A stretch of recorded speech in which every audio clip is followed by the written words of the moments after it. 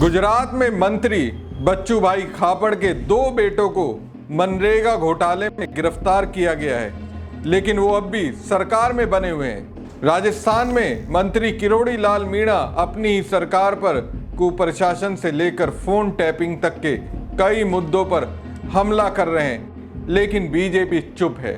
पिछले हफ्ते उन्हें ऐलान किया, मुझे रोकने की हिम्मत अच्छे नहीं कर सकते।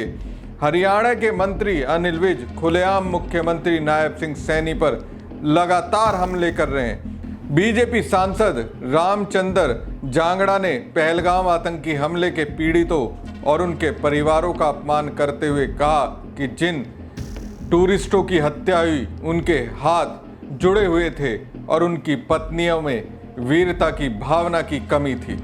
ये तो कुछ उदाहरण है, कई और मामले हर राज्य में मिल जाएंगे, जिससे लगता है कि बीजेपी अब पार्टी विद डिफरेंस बन गई है। सवाल है, बीजेपी के साथ हुआ क्या है?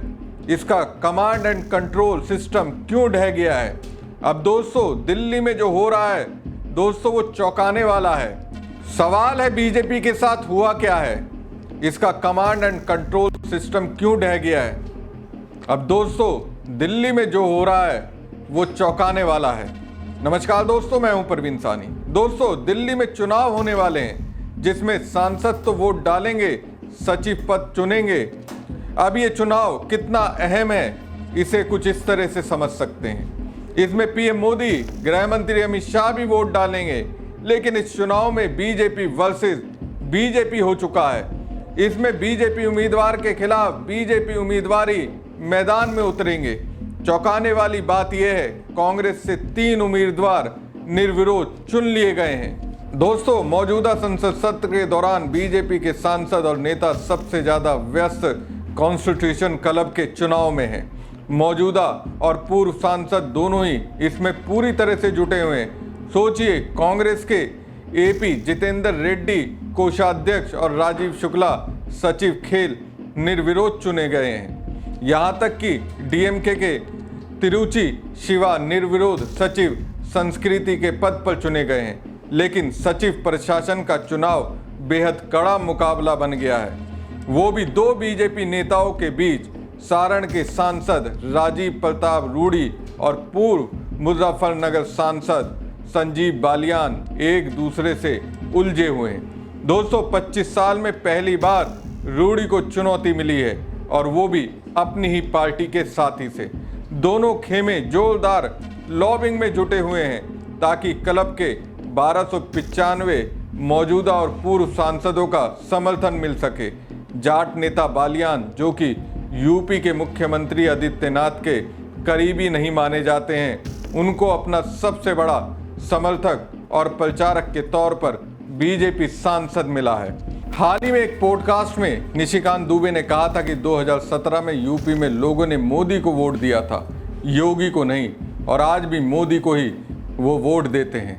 जहां तक योगी को पसंद करने वाली बात है, दुबे ने कहा कि लोग कई लोगों को पसंद करते हैं, जैसे हेमंत बिस्वा शर्मा और देवेंद्र फडणवीस।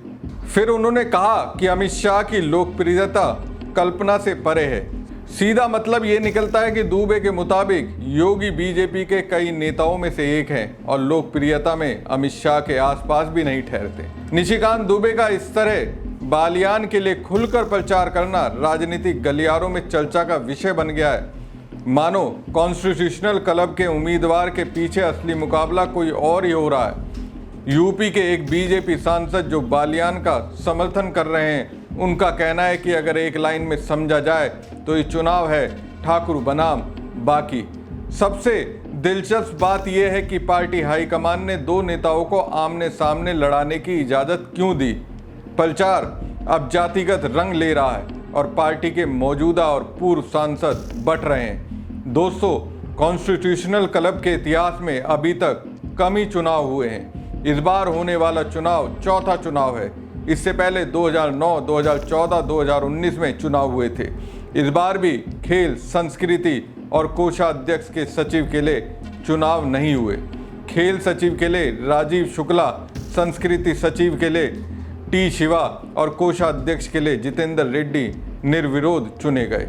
इस बार का चुनाव सिर्फ सचिव पद के लिए हो रहा है। जिसके लिए बीजेपी के दो नेता राजीव प्रताप रूडी और संजीव बालियान आमने सामने हैं। पिछले 25 साल से राजीव प्रताप रूडी ही इस क्लब के सचिव रहे हैं और यहाँ बहुत काम भी किया है, जिसने कॉन्स्टिट्यूशनल क्लब की सूरत ही बदल दी है।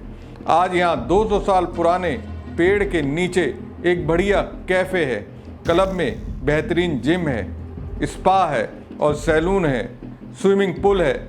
वैसे तो कॉन्स्टिट्यूशनल क्लब के मुखिया लोकसभा के अध्यक्ष होते हैं, मगर सचिव का पद काफ़ी महत्वपूर्ण होता है। यहाँ के जिम को बनाने के लिए बीसीसीआई ने मदद की थी, तब शरद पवार और राजीव शुक्ला ने क्लब को 1 करोड़ रुपए की मदद की थी।